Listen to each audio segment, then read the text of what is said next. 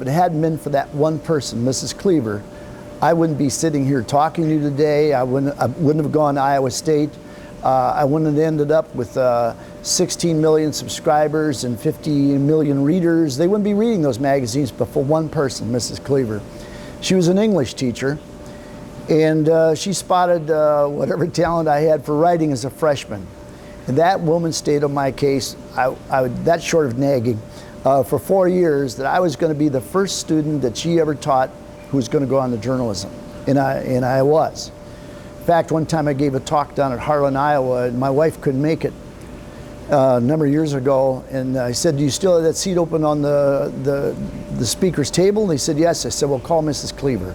And I had her sit at that table, and so I was able to give her some of the credit personally that night. But she made me sports editor. She knew I was into sports big time. It was the one thing I was really interested in and half good at.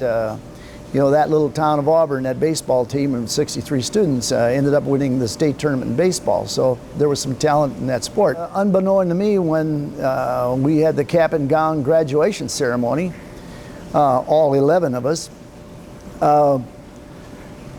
they pulled me out of that class, and you know, I wasn't too sure. Maybe I'd flunked after all. But she then presented this trophy. I knew nothing about it. She had been sending these interviews to a national organization called Quill and Scroll, an honorary scholastic group for writing.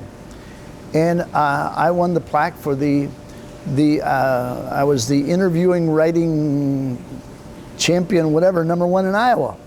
I may have been the only entrant, I don't know, but it was pretty impressive. And when she gave me this plaque, which is probably this big, but seemed this big at the time, then she really got on my case. And so through that, I ended up going to Iowa State, taking ag journalism.